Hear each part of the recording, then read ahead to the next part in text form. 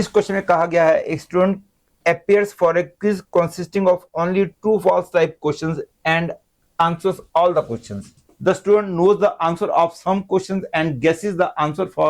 the remaining questions. Whenever the student knows the answer of a question, he gives the correct answer. Assume that the probability of the student giving correct answer for a question given that he has guessed it is 1 by 2. Also assume that the probability of the answer for a question being guessed given that the student answer is correct is 1 by 6. Then the probability that the student knows the answer of a randomly chosen question is you have to find the correct choice. ये question based theorem में dependent एक बिल्कुल simple question है। इस question के हिसाब से कोई स्टूडेंट एक क्विज में अपीयर होता है और उस क्विज में केवल ट्रू फॉल्स टाइप के क्वेश्चंस हैं और बता दिया गया है कि स्टूडेंट ने सारे क्वेश्चन अटेम्प्ट किए हैं। कुछ क्वेश्चंस का आंसर उसको आता है और कुछ क्वेश्चंस में वो गेस करता है। जिन क्वेश्चन का आंसर उसको आता है उसका आंसर वो पक्का करेक्ट ही देगा और जिन क्वेश्चंस में वो गेस करेगा उनमें करेक्ट होने की प्रोबेबिलिटी 1 by 2 दे रखी है और आगे दे रखा है उसने कोई क्वेश्चन का आंसर करेक्ट दे दिया और जब करेक्ट दिया होगा उस टाइम स्टूडेंट गेस कर रहा है इसकी प्रोबेबिलिटी 1 by 6 दे रखी है। तो find the probability that the answer of a randomly chosen question is known to him is you have to fill in the blank. Suppose G denotes the event that he will guess for a randomly chosen question and K denotes the event that he knows the answer of a randomly chosen question. Suppose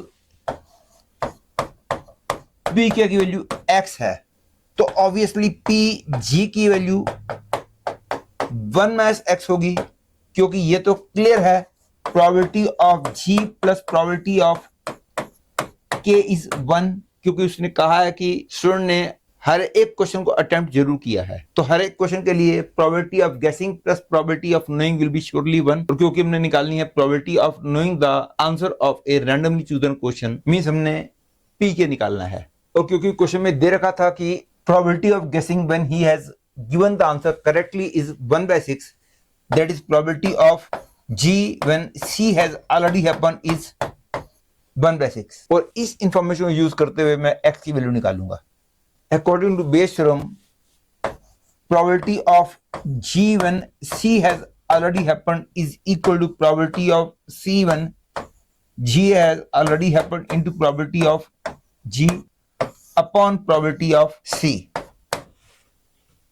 आपको ये वाला formula तो पता ही होगा and using total probability theorem this is probability of c when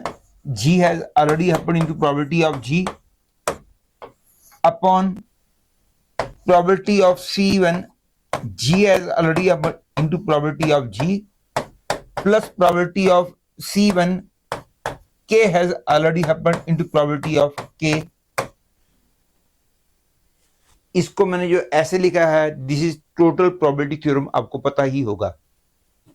और ये तो हमको पता ही है कि यदि हमको पता हो कि वो गेस कर रहा है तो करेक्ट होने की प्रोबेबिलिटी 1 by 2 है और probability that he will guess for a question is 1 minus x। ये मैंने अभी भी सपोज किया था जब मैंने कहा था कि प्रोबेबिलिटी ऑफ नोइंग यदि x है तो प्रोबेबिलिटी ऑफ गेसिंग will be automatically 1 minus x upon ये वाला पार्ट तो यही सेम आ जाएगा